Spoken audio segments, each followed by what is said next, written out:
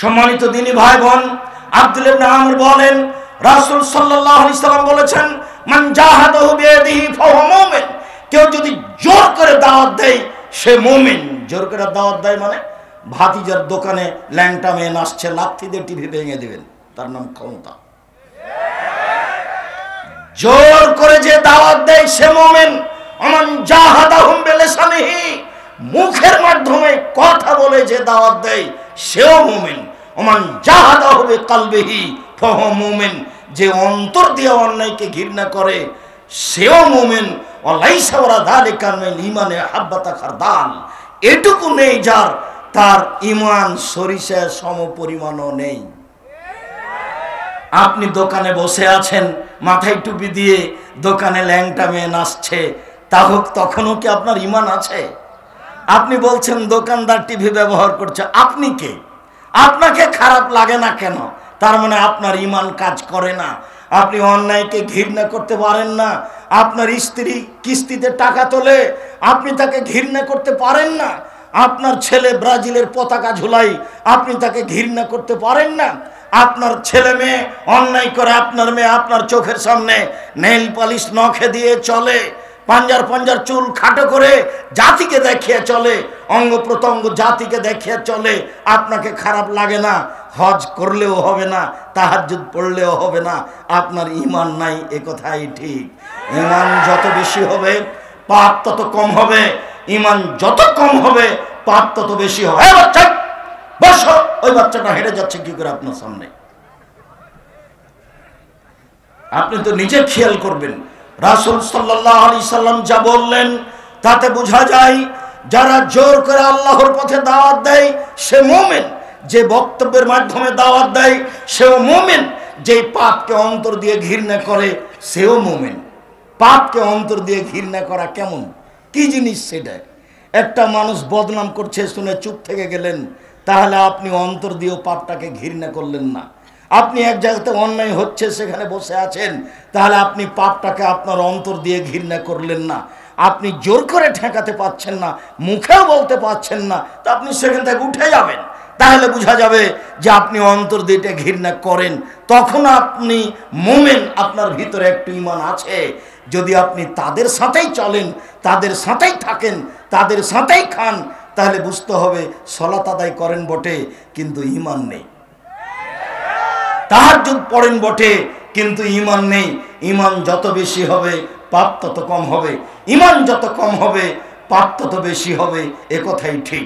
এর বাস্তবতা দেখাতে গিয়ে আপনাকে আমি আপনার ভাবির কথা বলেছি। আহমদেরও ভাবি আছে, খালেদেরও ভাবি আছে। আহমদের ভাবি তার ঘরে চলে গেছে, জানা নাই যে আহমদ এই ঘরে বসেছিল। বেখিয়াল আহমদের ভাবির মাথায় কাপড় ছিল না, ওই ঘরে ঢুকে দেখছে আহমদ বসে আছে। চট করে ঘুরে এসে বলছে, ছি ছি ছি ছি ছি, আমার তো মাথায় কাপড় ছিল না, আমরা দেবর মনে আমাকে দেখে নিয়েছে। ছি ছি ছি, কেমন হয়ে গেল, আমি তো খেয়াল করিনি আমার দেবর এখানে বসেছিল। ইন্না লিল্লাহি ওয়া ইন্না ইলাইহি রাজিউন, এটা কেমন হয়ে গেল, ছি ছি ছি, এটা কেমন হয়ে গেল। বলেন তো এর ভাবি এরকম কেন করছে? এটাই তার ঈমান। এও বোরকা পরে, আর একজন খালেদ তারও ভাবি আছে, সেও বোরকা পরে, তাহাজ্জুদ পড়ে। এখন তার ভাবি যেই ঘরে চলে গেছে সেই ঘরে তার দেবর বসে আছে, গিয়ে বলছে, আরে খালেদ আমি তো তোকেই খুঁজছি। এও তাহাজ্জুদ পড়ে, এও হজ করে, আপনার এও বোরকা পরে, ঘটনা কি? এর ঈমান কাজ করে, এর ঈমান কাজ করে না। আল্লাহ হায়া মিনাল ঈমান ওয়াল ঈমান ফিল জান্নাহ, লজ্জাই হচ্ছে ঈমান, ঈমানই হচ্ছে জান্নাত। লজ্জাই হচ্ছে ঈমান, ঈমানই হচ্ছে জান্নাত। লজ্জা নেই যার, ঈমান নেই তার, ঈমান নেই যার, লজ্জা নেই তার।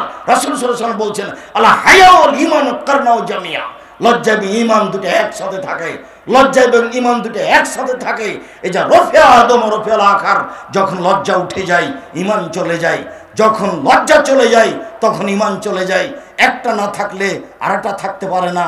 তাই তো রাসূল সাল্লাল্লাহু আলাইহি ওয়াসাল্লাম বলছেন, আল্লাহ হায়া মিনাল ঈমান, ঈমানই হচ্ছে লজ্জা, লজ্জাই হচ্ছে ঈমান, আর ঈমানই হচ্ছে জান্নাতের মাধ্যম, যা রাসূল সাল্লাল্লাহু আলাইহি সাল্লাম বলেন। সম্মানিত দিনী ভাই বোন, এইভাবে আল্লাহ রাসূল বলেন। আবু সাঈদ খুদরি রাদিয়াল্লাহু তাআলা আনহু বলেন, মান রাআ মিনকুম মুনকারান ফায়ুগাইরুহু বিয়াদিহি পৃথিবীর মানুষ শুনে রেখো, তোমরা যদি কেউ মন্দ কিছু দেখো তাহলে সব জোর করে ঠেকানোর চেষ্টা করো। ফাইলাম ইস্তাতে ফাবিলিসানিহি, জোর করে যদি ঠেকাতে না পারে সে তাহলে মুখ দিয়ে ঠেকানোর চেষ্টা করবে। ফাইলাম ইস্তাতে ফাবি কালবিহি, যদি সে মুখের মাধ্যমে ঠেকাতে না পারে তাহলে অন্তরে ঘৃণা করে সেটাকে ঠেকানোর চেষ্টা করবে। হাদিস মুসলিম। সম্মানিত দিনী ভাই বোন, এইভাবে আল্লাহর রাসূল দাওয়াতের কথা বলেন জনগণকে এবং নিজে দাওয়াত দেন। আবু হুরায়রা রাদিয়াল্লাহু তাআলা আনহু বলেন, রাসূল সাল্লাল্লাহু আলাইহি সাল্লাম বলেছেন, আল্লাহে, আল্লাহর কসম, আমি মুহাম্মদ সাল্লাল্লাহু আলাইহি সাল্লাম বলছি, লা তা'মুরান্না বিল মা'রুফ ওয়া লা তানহাউনা আনিল মুনকার, জরুরি তোমাদের জন্য অবশ্যই অবশ্যই তোমাদেরকে ভালো পথের দাওয়াত দিতে হবে, আল্লাহর পথের দাওয়াত দিতে হবে, ভালো কাজের দাওয়াত দিতে হবে এবং মন্দ কাজের নিষেধ করতে হবে। ভালো কাজের দাওয়াত দিতে হবে এবং মন্দ কাজের নিষেধ করতে হবে। আউলে শাকান্না, নইলে আইয়াবাসাল্লাহু আলাইহি ইকাবান মিনহু, আল্লাহ তার উপরে গজব দিবেন, নইলে আল্লাহ তাদের উপরে গজব দিবেন, নইলে আল্লাহ তাদের উপরে গজব নাযিল করবেন। ফায়াদুনাহু আও তাদুনাহু, তখন তোমরা আল্লাহর কাছে দোয়া করবে, প্রার্থনা করবে। ফালা ইস্তাজাবু লাকুম, তোমাদের দোয়া কবুল হবে না। তখন তোমরা দোয়া করবে, তোমাদের দোয়া কবুল হবে না। তখন তোমরা দোয়া করবে, তোমাদের দোয়া কবুল হবে না। এই কথা মুহাম্মদ সাল্লাল্লাহু আলাইহি সাল্লাম বলেন। আবু হুরায়রা রাদিয়াল্লাহু তাআলা আনহু বলেন, রাসূল সাল্লাল্লাহু আলাইহি ওয়াসাল্লাম বলেছেন, মা মিন রাজুলিন ইয়াকুনু ফি কওমিন ওয়া ফিহা বিল ইউসা, এমন একটা লোক একটা এলাকায় বসবাস করে যেখানে অন্যায় হয়, এমন একটা লোক এক এলাকায় বসবাস করে সেখানে অন্যায় হয়, ওয়া ইয়াকদিরু, সে সক্ষম, আইয়ুগাইর, সেটাকে পরিবর্তন করতে পারবে, সে সক্ষম সেটাকে পরিবর্তন করতে পারবে। ফালা ইউগাইর, সে পরিবর্তন করে না, ইল্লা আসাবাহু মিন আযাবিল্লাহ, অবশ্যই তার উপরে গজব আসবেই আসবে, কাবলা ইয়ামুত, তার মরণের পূর্বে। আপনি একটা পাপকে ঠেকাতে সম্ভব, সক্ষম। আপনার এলাকায় একটা পাপ হচ্ছে যেটা আপনি ইচ্ছা করলে ঠেকাতে পারেন, আপনি যদি না ঠেকান আল্লাহর পক্ষ থেকে আপনার উপরে গজব আসবে আপনার মরণের পূর্বে। এই কথা মুহাম্মদ সাল্লাল্লাহু আলাইহি সাল্লাম বলেন। আর যেদিন গজব আসবে সেদিন আপনি দোয়া করে আপনি সফল হতে পারবেন না, এই জন্য যে আপনার দোয়া কবুল হবে না। আপনি দাওয়াত দেননি, এখন বিপদ চলে এসেছে, আপনি বিপদ থেকে বাঁচতে চাইবেন, রক্ষা হবে না। তখন আবার ইউনূস আলাইহিস সালামের মতো হবে। এলাকা থেকে ইউনূস আলাইহিস সালাম পালিয়ে গেলেন, বাঁচার তাগিদে নৌকায় উঠলেন, নৌকা চলে না। লোকে বলল, তাহলে কি করা যায়, নৌকা ভারী হয়ে গেছে, কাকে নামাতে হবে? ইউনূস আলাইহিস সালাম বললেন, আমাকে নামিয়ে দাও। মানুষ ইতস্ত বোধ করলো, এত ভালো মানুষকে কেমনে নামাই। লটারি করে ইউনূস আলাইহিস সালামের নামই আসলো। ইউনূস আলাইহিস সালামকে সাগরে ফেলে দেওয়া হলো। ইউনূস আলাইহিস সালামকে সাগরে ফেলে দেওয়া হলো। দাওয়াতি কাজ ছেড়ে একজন নবী পালিয়ে যাচ্ছিলেন। এবার তিনি তিনটা অন্ধকারের মধ্যে পড়লেন। ঘটনা ছিল রাতে, ঘটনা হলো মাছের পেটে, ঘটনা হলো সাগরের পানির নিচে। সাগরের পানির নিচে এক অন্ধকার, তারপরে মাছের পেট এক অন্ধকার, আর ঘটনা ছিল রাত। এ অন্ধকার, তিন অন্ধকারে পড়ে বিপদে পড়ে ইউনূস আলাইহিস সালাম বললেন, লা ইলাহা ইল্লা আনতা সুবহানাকা ইন্নী কুনতু মিনাজ জালিমিন। এই ডাক সপ্তম আকাশে গিয়ে লাগলো। আল্লাহ বললেন, ঠিক আছে, তুমি তিন অন্ধকারে পড়ে যখন আমাকে ডাক দিয়েছ, আমি বলছি শোনো, আমি তোমার ডাকে সাড়া দিলাম, আমি তোমাকে বিপদ থেকে বাঁচিয়ে দিলাম। মাছ, তুমি যাও, তোমার মুখ থেকে তাকে সাগরের পাড়ে বের করে ফেলে দাও। সম্মানিত দিনী ভাই বোন, শুধু তাই নয়, আল্লাহ তাআলা বলছেন, পৃথিবীর যে কোনো মানুষ যে কোনো বিপদে, পৃথিবীর যে কোনো পুরুষ যে কোনো নারী যে কোনো বিপদে বলবে, লা ইলাহা ইল্লা আনতা সুবহানাকা ইন্নী কুনতু মিনাজ জালিমিন, আল্লাহ তাকে সেই বিপদ থেকে রক্ষা করবেন। এ কথা আল্লাহ বলেন, এ কথা নবী বলেন, এ কথা আল্লাহ বলেন, এ কথা নবী বলেন। সম্মানিত দিনী ভাই বোন, আমরা সংক্ষিপ্তভাবে আল্লাহর পথে দাওয়াত দিতে হবে এই কথাটা বলছিলাম। এবার একটু বলি, যারা আল্লাহর পথে দাওয়াত দেয় তারা কেমন। আল্লাহ তাআলা বলেন, ওমান আহসানু ক্বালাম মিম্মান দাআ ইলাল্লাহ ওয়া আমিলা সালিহান ওয়া ক্বালা ইন্নানি মিনাল মুসলিমিন ওর চেয়ে ভালো মানুষ কে হতে পারে যে আল্লাহর পথে দাওয়াত দেয়? ওর চেয়ে ভালো মানুষ কে হতে পারে যে আল্লাহর পথে দাওয়াত দেয়? এক, সৎ আমল করে। দুই, এবং নিজেকে বলে মুসলিম। বর্তমান যুগে যারা দাওয়াত দিচ্ছে তারা সৎ আমল করার মতো সুযোগ পায় না। অনেকেই করতে চায় না, অনেকেই করতেই পারে না।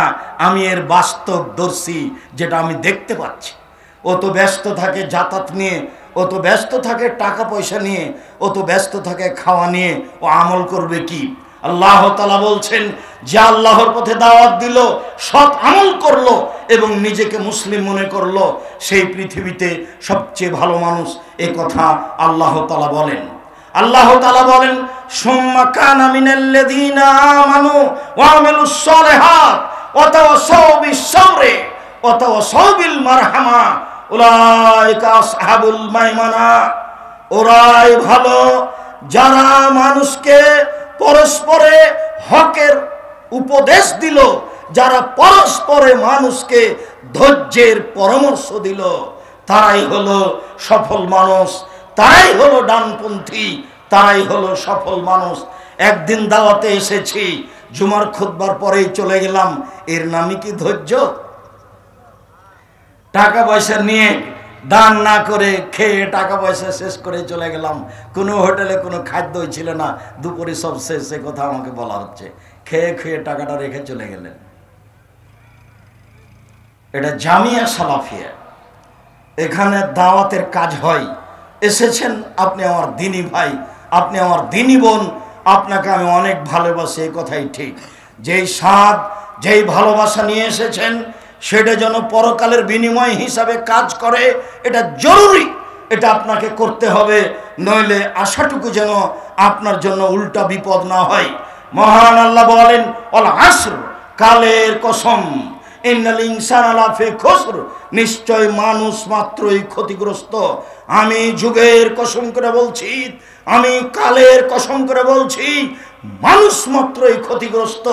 তবে ইল্লাল্লাযীনা আমানু ওয়া আমিলুস সালিহাত, যারা ঈমান এনেছে, যারা সৎ আমল করেছে, ওয়াতাওয়াসাউ বিল হক্কি ওয়াতাওয়াসাউ বিস সবর, যারা মানুষকে হকের উপদেশ দিল, যারা মানুষকে ধৈর্যের উপদেশ দিল। যেখানে হক আছে সেখানে ধৈর্য আছে, ধৈর্য ছাড়া হক চলে না। ধৈর্য একটা ভিন্ন জিনিস।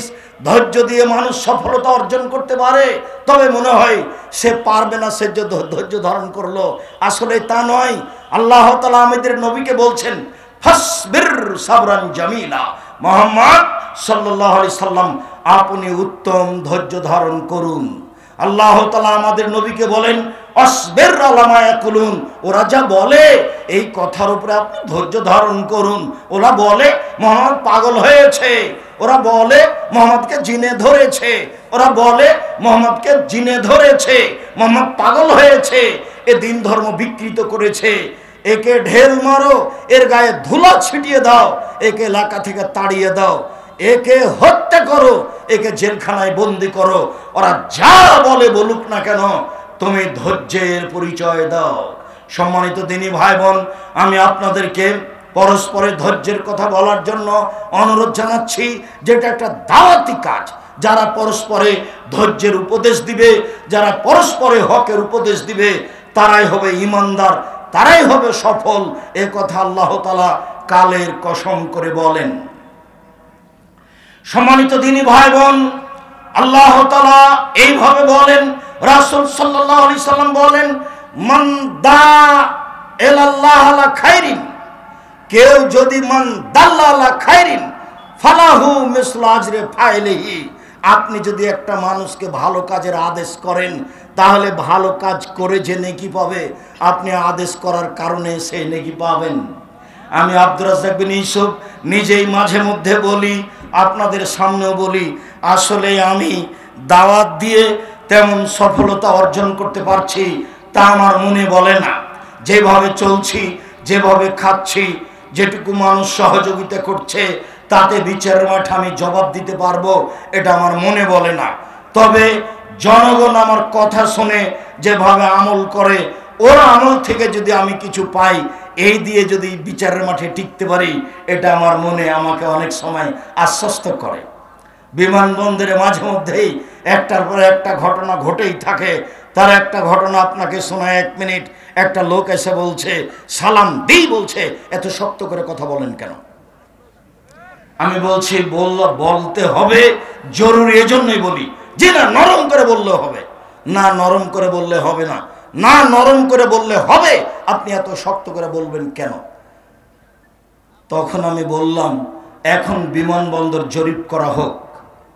শুধুমাত্র বিমানবন্দর যারা বাংলা ভাষায় বক্তব্য দেয় তাদের কার কথা মেনে বেশি চলে। এতে যদি উপস্থিত আমি আগে না থাকি তাহলে আমি আর বক্তব্য দেব না কোনোদিন। তখনও বলছে, আসলে আপনার কথাতে আমি পরিবর্তন হয়েছি, আর কথা শক্ত ছিল সেজন্যই পরিবর্তন হয়েছি। আমার মনে বড় সাধ ছিল কোনোদিন দেখা হলে আপনি যেভাবে বক্তব্য দেন সেভাবে আপনাকে একটু উল্টা বলবো। বললাম, এ কথাটা বলছে সিলেট তার বাড়ি। বিমানবন্দর একদিন ঢুকছি আমি, তো আপনার ওই ভোলা জেলার এক মেয়ে আমি যেতেই চট করে দাঁড়িয়ে বলছে, আমি আপনাকে আমার জীবনের চেয়ে বেশি ভালোবাসি। অবাক কথা, তুমি মেয়ে মানুষ এভাবে ভালোবাসো মানে? আপনার বক্তব্যে আমি পরিবর্তন হয়েছি। আমি আধুনিক নই, অত্যাধুনিক ছিলাম, আপনার বক্তব্যে আমি পরিবর্তন হয়েছি। তখন আমি বলছি, এত শক্ত কথা তুমি শুনতে পারো? তখন উত্তরে বলল, শক্ত নয়, সত্য কথা। সম্মানিত দিনী ভাই বোন, রাসূল সাল্লাল্লাহু আলাইহি সাল্লাম যখন দাওয়াত দিতেন, এজা খাতাবা, যখন তিনি বক্তব্য দিতেন, আহমারা তাইনাহু, তার দুই চোখ লাল হয়ে যেত, অস্তাদা গাজাবাহু, তার রাগ বেশি হয়ে যেত, আলা সাউতাহু, তার কণ্ঠ উঁচু হয়ে যেত, কান্না মনোজোর যায়, যেন তিনি সৈন্য দলকে ধমক দেখাচ্ছেন, এই করতে হবে, সেই করতে হবে।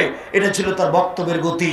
সম্মানিত দিনী ভাই বোন, যার কারণে আমি একাধিক দিন বলেছি, কণ্ঠস্বরে বক্তব্য জায়েজ নয়। বক্তব্যের সুন্নতি হচ্ছে এটা, দাওয়াতের পদ্ধতি হচ্ছে এটা। এজা খাতাবা, যখন আল্লাহ রাসূল বক্তব্য দিতেন, আহমারা তাইনাহু, দুই চোখ লাল হয়ে যেত, অস্তাদা গাজাবহু, রাগ বেশি হয়ে যেত, ওয়ালা সাউতাহু, কণ্ঠ উঁচু হয়ে যেত, কান্না মনোজোর যায়, যেন তিনি সৈন্য দলকে ধমক দেখাচ্ছেন। বুখারী মুসলিম, এটাই ছিল তার দাওয়াতের পদ্ধতি। সম্মানিত দিনী ভাই বোন, দাওয়াত যারা দেয় তারা সফল মানুষ, এ কথা আল্লাহ বলেন, এ কথা নবী বলেন। রাসূল সাল্লাল্লাহু আলাইহি সাল্লাম বলেন, মান হাদা ইলাল্লাহ, কোন মানুষ যদি কোন মানুষকে আল্লাহর পথে দাওয়াত দেয়, ফালাহু আজরুন মিসলু উজুরি মান আমিলা বিহি, ওই আমল যত লোক করলো সবাই মিলে যত নেকি পাবে, এই লোকটা তত নেকি পাবে। এ কথা রাসূল সাল্লাল্লাহু আলাইহি সাল্লাম বলেন। পরের বাক্যে তিনি বলেন, কেউ যদি মন্দ পথের দাওয়াত দেয়, মন্দ কথা বলে, মন্দ কাজ করে, সেই কাজ যত মানুষ করবে সবাই মিলে যত পাপ করবে, এই লোক সমস্ত পাপের একাই হকদার হবে। এ কথা রাসূল সাল্লাল্লাহু আলাইহি সাল্লাম বলেন। টিভিটা আপনার টাকা দিয়ে আপনি বাড়িতে টিভি কিনে চালু করেছেন, আপনার ছেলে দেখে, আপনার মেয়ে দেখে, আপনার স্ত্রী দেখে, আপনার বউ দেখে, আপনার ভাতিজা দেখে, আপনার ভাতিজে দেখে, যত মানুষ দেখে, এতে যত পাপ হয় সমস্ত পাপের সমপরিমাণ পাপ আপনার হয়। আপনি যদি মারা যান তাহলে আপনার পাপ এই কবরে চালু থাকবে। এই পাপ হলো সাদকা জারিয়া পাপ।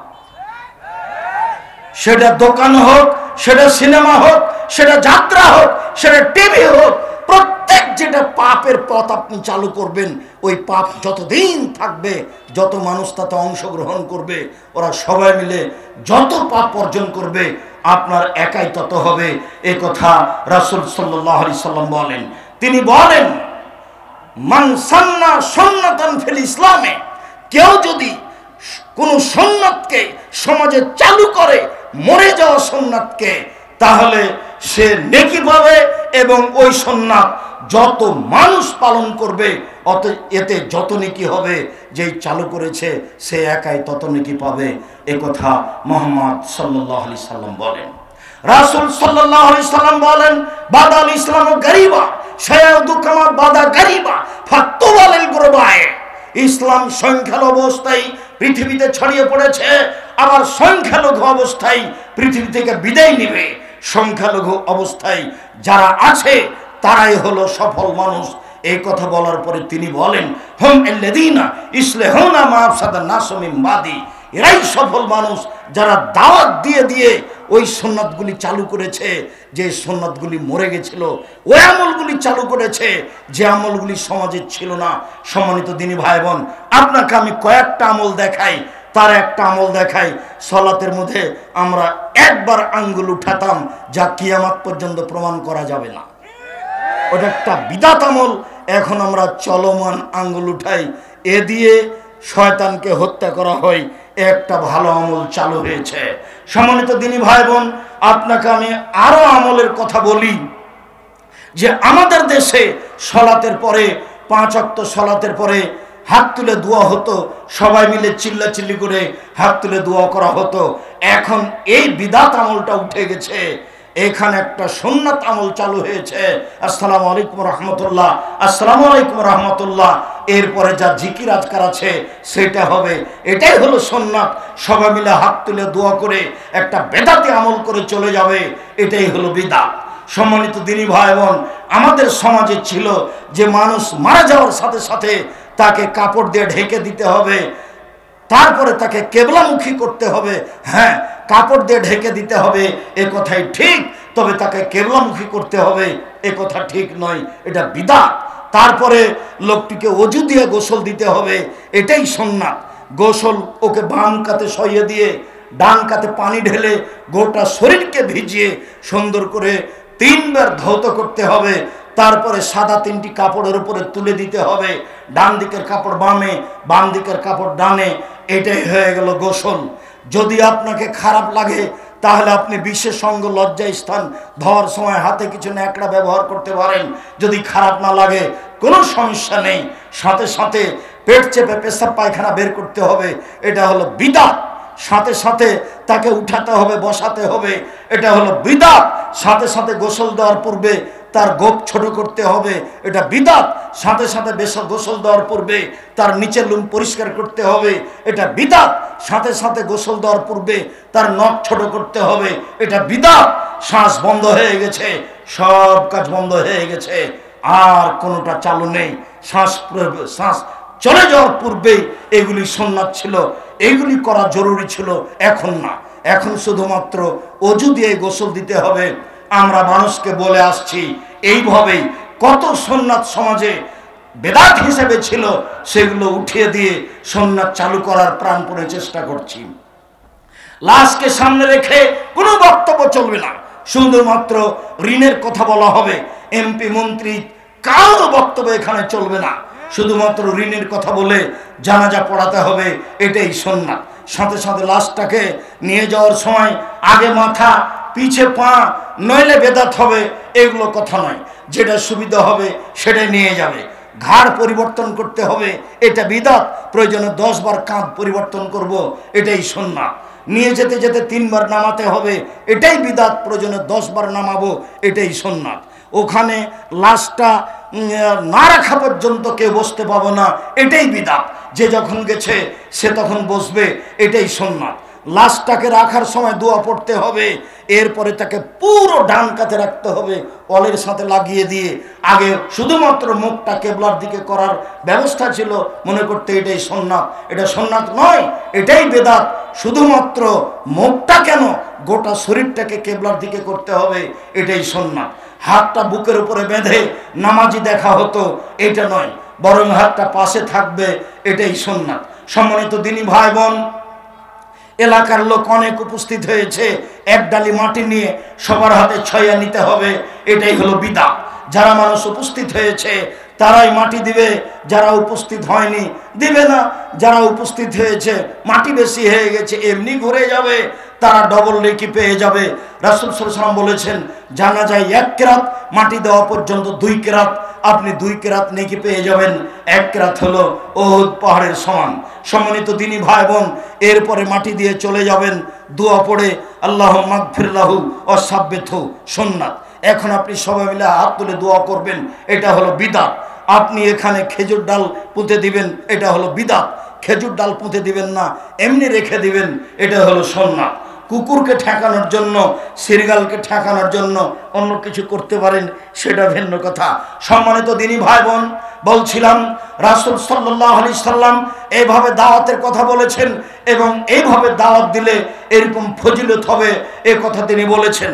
আর একটু আপনাকে অবগত করাই, পৃথিবীতে যারা দাওয়াত দিতে অলসতা করে, পৃথিবীতে যারা দাওয়াত দিতে অলসতা করে, আচ্ছা যাক পরে বলবো, আচ্ছা যাক কোনোদিন বলবো, আচ্ছা বললেই কি আর না বললেই কি, এইভাবে থাকে যারা, যারা ধ্বংস হচ্ছে এরাও সেভাবে ধ্বংস হয়ে যাবে। রাসূল সাল্লাল্লাহু আলাইহি সাল্লাম বলছেন, মাসালুল মুদহিন ফি হুদুদিল্লাহ ওয়াল ওয়াকিফ ফিহা, যারা অন্যায় করে আর যারা অন্যায়কে সহ্য করে, যারা অন্যায় করে আর যারা অন্যায়কে দেখে থেকে যায়, এদের দুইজনের উদাহরণ এক দলের মতো। যে দল ইস্তাহমু সাফিনা, একটা নৌকা ভাড়া নিয়ে লটারি করেছে, ফাসারাবাজহুম ফি আলাহা ওয়া সারাবাজহুম ফি আসফালিহা, লটারির মাধ্যমে কিছু লোক উপরে হয়েছে, উপর তলায় স্টিমারের, আর কিছু লোক নিচে তলায় হয়েছে। ফায়ামুরু আলাল্লাযিনা ফি আসফালিহা আলাল্লাযিনা আলা আলাহা, যারা নিচে আছে তারা পানি আনতে উপরে যায়, ফাতাআজাবিহি, তখন উপরের লোকের অসুবিধা হয়, আপনারা পানি আনতে উপরে আসেন, পানি নিয়ে গেলে জায়গা ভিজে যায়, এত ঝামেলা করিয়েন না। তখন উপর থেকে লোকটা নিচে এসে ফা খাজা ফাসান, একটা কুড়াল নিয়েছে, ও জালায়ান কর আসফালাস সাফিনা, একটা কুড়াল নিয়ে নৌকার স্টিমারের নিচের দিক ছিদ্র করতে আরম্ভ করেছে।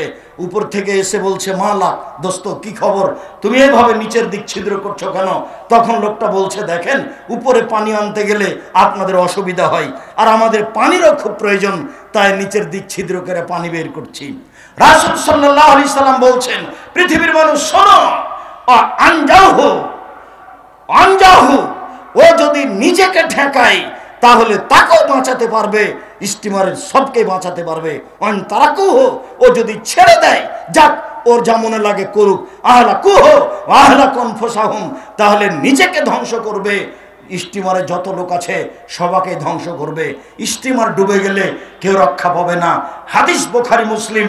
সম্মানিত দিনী ভাই বোন, আপনার চোখের সামনে পাপ হচ্ছে, হোক আপনি এভাবে দিন কাটাচ্ছেন, ছেলে আপনার চোখের সামনে দুই কানে ইয়ারফোন লাগিয়ে ইন্ডিয়ার গান চালাচ্ছে, মেয়ে আপনার নগ্ন পোশাকে স্কুল কলেজে যাচ্ছে, আপনি বেশ সুন্দর তাকে টাকা পয়সা দিচ্ছেন, কোনো সমস্যা হচ্ছে না।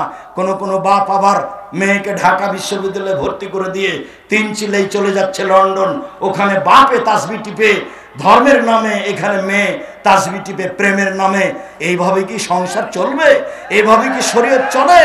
এইভাবে নৌকা ডুবে গেলে সবাই যেমন হারিয়ে যাচ্ছে, এই বাপ এই মেয়ে কেউ টিকতে পারবে না, সবাই বিচারের মাঠে হারিয়ে যাবে।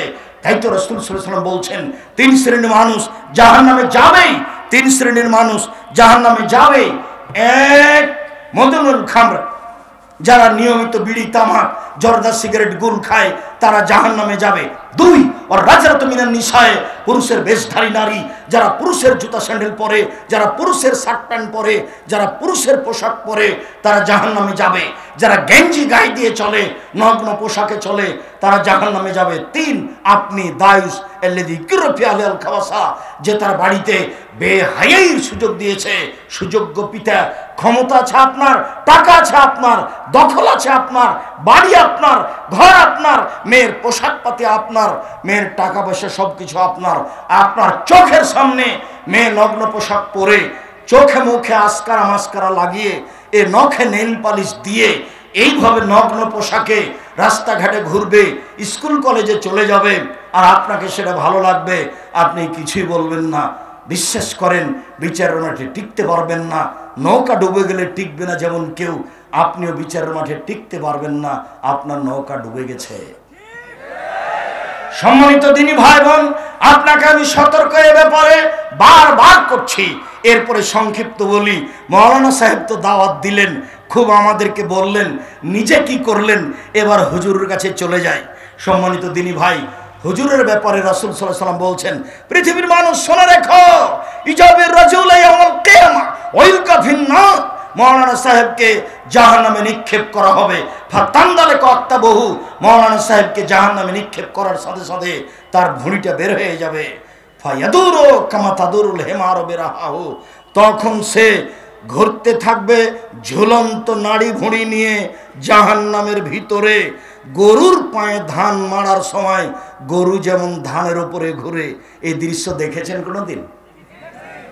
গাছের চতুর্দিকে গরুটা যেমন ঘুরে সরিষার তেল পিড়ানোর সময়, সরিষার তেল পোড়ানো অবস্থা দেখেছেন? তেলির বাড়িতে হয় এটা, গাউছার বাড়িতে এটা হয়। চাঁপাই নবাবগঞ্জে বলে তেলি, আর গাইবান্ধা, রংপুরে, দিনাজপুরে বলে গাউছা। যেটাই বলুক না কেন, যখন গরুটা ঘুরতে থাকে তো মৌলানা সাহেব এইভাবে ঘুরতে থাকবে তার ঝুলন্ত নাড়ি ভুঁড়ি নিয়ে। ফাস্তামালাই আলুন্নার, জনগণ সব জমা হয়ে বলবে, মালাক হুজুর কি ব্যাপার, ঘটনা কি? আনতা তা'মুরুনা বিল মারুফ ওয়া তানহাউনা আনিল মুনকার। আপনি তো ভালো কাজের আদেশ করতেন, মন্দ কাজের নিষেধ করতেন। আপনি তো ভালো কাজের আদেশ করতেন, মন্দ কাজের নিষেধ করতেন। আপনি কেন এখানে? আপনার কোনো জাহান্নামে এমন অবস্থা। তখন সে বলবে কি করি? আমরুকুম বিল মারুফ ওয়া আতিহি, আমি ভালো বলেছি, ভালো করিনি যে। ওয়া আনহাকা আনিল মুনকার ওয়া আতিহি, আমি মন্দ নিষেধ করেছি তবে নিজে মন্দ করেছি। আমি মন্দ নিষেধ করেছি তবে আমি মন্দ নিজে করেছি। সাতক্ষীরার মৌলানাকে আমি বলি, আচ্ছা মৌলানা সাহেব, সাতক্ষীরা থেকে দিনাজপুরে এসে যে পর্দার বক্তব্য করলেন, তো আপনাদের বাড়ি তো ঘেরা নাই, চতুর্দিকে ফাঁকা, এইখানে একটা ঘর, এইখানে একটা ঘর, মধ্যে গরুর গাড়ির রাস্তা। আবার এটা দিনাজপুরের এদিক, যারা পূর্ব থেকে বাঙালি মানুষ হিসেবে আছে, তাতে দিনাজপুর তেঘরার লোক পড়ে, হ্যাঁ যাবো খাবো এইভাবে কথা বলে যারা, তাদেরও অনেকের বাড়ি ঘেরা নাই, এদিকে একটা ঘর, ওইদিকে একটা ঘর, মধ্যে গরুর গাড়ির রাস্তা। আমি তেঘরার মানুষকে বলিনি, কেননা তেঘরার তো জামিয়া সালাফিয়া, সেইটা বলে আর নিজের কথা বলবো কি। তবে আপনাকে বলছি, মৌলানা সাহেবকে বলছি, মৌলানা সাহেব পর্দার বক্তব্য অন্তত আপনি সাতক্ষীরা থেকে আমাদের এলাকায় দিয়েন না। কেননা আপনি পর্দার বক্তব্য দিবেন কি? আপনার বাড়ি তো ঘেরা নেই। যদি আপনার বাড়িতে আমরা যাই, আমি আব্দুর রাজ্জাক বিন ইউসুফ পরিবার নিয়ে যাই, তাহলে আপনার বাড়িটাকে মনে করব এটা ট্রেন স্টেশন। ট্রেন স্টেশনে যেভাবে পর্দা করে থাকি আমরা, সেভাবে থাকবো। আপনার বাড়ি ঘেরা নেই। মৌলানা সাহেব কেন আপনি দাওয়াত দিবেন? বিপদ নেমে এসেছে আপনার উপরে। দেখুন, আবু হুরায়রা রাদিয়াল্লাহু তাআলা আনহু বলেন, রাসূল সাল্লাল্লাহু আলাইহি সাল্লাম বলেছেন, লাইলাতুন উসরিয়া বি, যে রাতে আমাকে উপরে নিয়ে যাওয়া হলো, লাইলাতুল ইসরা, যে রাতে আমাকে নিয়ে গিয়ে 5 ওয়াক্ত সালাত ফরজ করা হলো, যখন আমি যাচ্ছিলাম হঠাৎ দেখি অনেক মানুষ তুকরাজ সাফাম বিমাকারাজা মিনান নার, তাদের জিহ্বাকে আগুনের কাঁচি দিয়ে কেটে নেওয়া হচ্ছে। অবাক হয়ে গেলাম, ঠোঁট এবং জিহ্বাকে আগুনের কেঁচি দিয়ে কেটে দেওয়া হচ্ছে। আমি বললাম, জিবরাইল মান হাউলা, এরা কারা? ইন্না লিল্লাহি ওয়া ইন্না ইলাইহি রাজিউন। জিবরাইল বলো, এরা কারা যাদের ঠোঁট এবং জিহ্বাকে আগুনের কাঁচি দিয়ে কেটে দেওয়া হচ্ছে? তখন জিবরাইল বলছেন, হাউলাই খুতবুকা আল্লাযিনা ইয়া'মুরুনা বিল মারুফি ওয়া ইয়ানসাউনা আনফুসাকুম, এরা হচ্ছে ওরাই যারা বক্তব্য দিয়ে বেড়াতো কিন্তু নিজে আমল করতে না, পরিবারকে আমলের কথা বলতো না, তাদের এই অবস্থা। এ কথা মুহাম্মদ সাল্লাল্লাহু আলাইহি সাল্লাম বলেন। সম্মানিত দিনী ভাই বোন, রাসূল সাল্লাল্লাহু আলাইহি সাল্লাম আরো বলেন যে আমাকে যখন নিয়ে যাওয়া হলো জান্নাত দেখানোর জন্য সপ্তম আকাশে, ঘুমের ঘোরে ডান হাত ধরে আছেন জিবরাইল, বাম হাত ধরে আছেন মিকাইল। দেখলাম হঠাৎ একটা লোক চিঠে শুয়ে রয়েছে, পাশে একটা লোক দাঁড়িয়ে আছে, তার হাতে একটা পাথর আছে, পাথরটা দিয়ে মারছে তার মাথার উপরে, মাথা ভেঙে চৌচির হয়ে যাচ্ছে, খান খান হয়ে যাচ্ছে, পাথরটা ছিটকে দূরে চলে যাচ্ছে, আবার নিয়ে আসছে, আমার মারছে। আমি বললাম এক পর্যায়ে, জিবরাইল মিকাইল বলো তো এ কে? তখন জিবরাইল মিকাইল বললেন, ইনি হচ্ছেন মাওলানা মানুষ, তিনি রাতে সেভাবে আমল করেননি, তিনি আমলবিহীন দুনিয়া থেকে চলে এসেছেন, যার কারণে তাকে এরকম শাস্তি দেওয়া হচ্ছে। মুহাম্মদ সাল্লাল্লাহু আলাইহি সাল্লাম বলেন, 3 শ্রেণীর মানুষ দিয়ে জাহান্নাম উদ্বোধন হবে। আজকের সালাফি কনফারেন্স উদ্বোধন করছিলাম আসরের সালাতের পরে, এরকমই জাহান্নাম উদ্বোধন হবে 3 শ্রেণীর মানুষ দিয়ে। তার 1 শ্রেণীর মানুষ হচ্ছেন মাওলানা মানুষ। দুঃখিত, রাসূল সাল্লাল্লাহু আলাইহি সাল্লাম বলছেন, মাসালাল্লাযী ইয়া'মুরুন নাসা বিল মারুফ ওয়া ইয়ানসান ফুসাকুম, সেই লোকের উদাহরণ যে লোক নিজে মানুষকে ভালো কথা বলে নিজে আমল করে না, নিজে মানুষকে ভালো কথা বলে নিজে আমল করে না, সে হচ্ছে মাসালুস সিরাজে, ওই মোমবাতির মতো, ইহরিকু নাফসাহু ওয়া ইউজলিন নাস, যে জ্বলে জ্বলে নিজেকে শেষ করে দেয়, মানুষকে আলো দেয়, জ্বলে জ্বলে নিজেকে শেষ করে দেয়, মানুষকে আলো দেয়। ওই হুজুর হলো মোমবাতির মতো। বলেন তো মোমবাতির ফলাফল কি?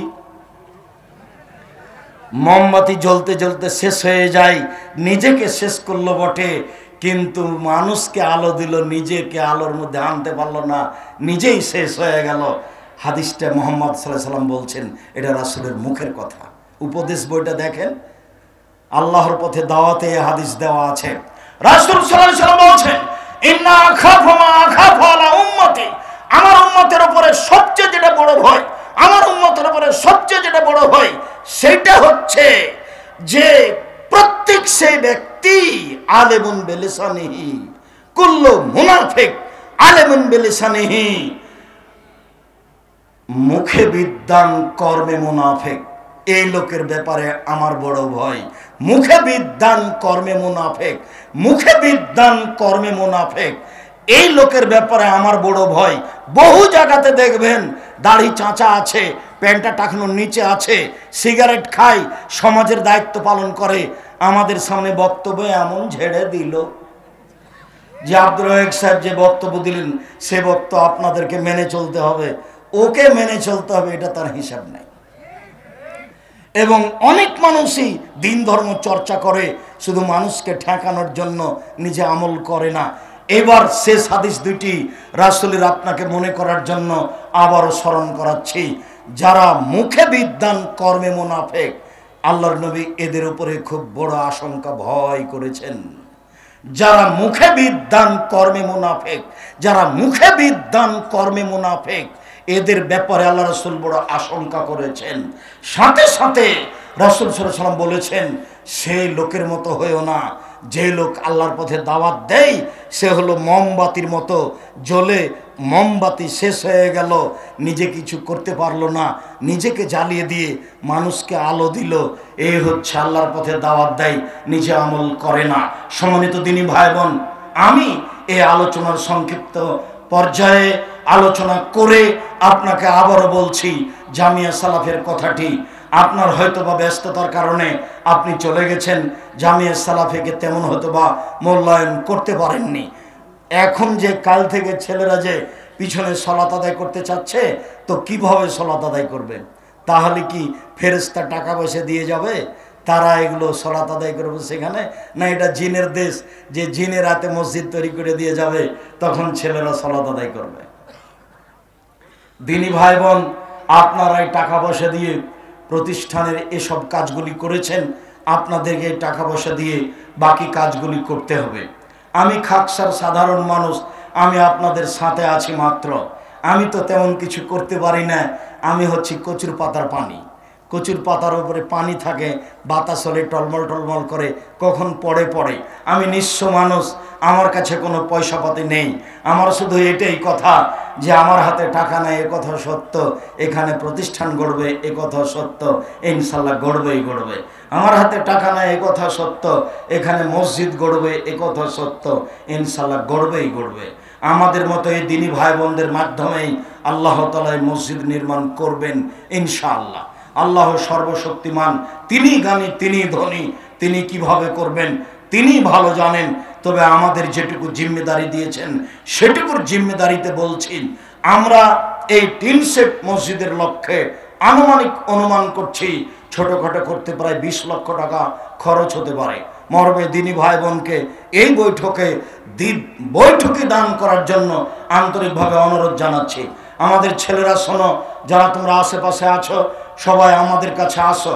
আমার দিনী বোনেরা যারা আছেন, আমাদের মেয়েরা যারা আছো, তোমরা উঠো, আমার দিনী বোনদের কাছে যাও। আপনাদের বাড়ি যাওয়ার টাকা ব্যতীত আমি মনে করি যা আছে তাকে সাথে নিয়ে যাওয়া প্রয়োজন মনে করিয়েন না। আমি সব সময় আপনাদের সাথে থাকি, অংশগ্রহণ করি। আমি আপনাদের সাথে অংশগ্রহণ করো তো আমি আপনাদের সবাইকে বলছি, সম্মানিত দিনী ভাই বোন, আপনারা এই দানে অংশগ্রহণ করেন, বৈঠকি দান। সাথে সাথে যেহেতু আমরা টিন সেট করতে চাচ্ছি, কাজেই যদি মনে করেন যে আমি 5 বান্ডিল টিন 10 বান্ডিল টিন দিয়ে পাঠাবো, সেটা আপনার ব্যক্তিগত ব্যাপার, সেটা আপনি করতে পারেন। সেটা আপনি সরাসরি জিনিস দিয়েও করতে পারেন, টাকা দিয়েও করতে পারেন। উপস্থিত বৈঠকের দিনী মুসলিম ভাই বোন, আমি আপনাদের জন্য আন্তরিকভাবে বলি আল্লাহুম্মা সাল্লি আলাইহি আল্লাহুম্মা বারিক আলাইহি। আর খবরদার যারা আছেন তারা উঠে যায়েন না, যেহেতু তারা বড় বড় বিদ্বান, পাশে একটু হয়তো দাঁড়িয়ে আছেন, কিন্তু স্থান ছেড়ে চলে যাবেন না, আমিও কষ্ট পাবো। আর যারা যারা বড় বড় বিদ্বান এসেছেন, ডক্টর লোকমান আছেন, ডক্টর ইমাম হোসেন আছেন, তাদের বক্তব্য আপনাদেরকে মূল্যায়ন করতে হবে অল্প সময় হলেও। আর ওই আব্দুল আলিম আছে রূপগঞ্জ নারায়ণগঞ্জের প্রিন্সিপাল, আপনাদের সবাইকে আমি বৈঠকি দানে অংশগ্রহণ করার জন্য বলছি। এই ছেলেরা তোমরা সবার কাছে যাও, এই মিডিয়ার ছেলেরা তোমরা অংশগ্রহণ করো।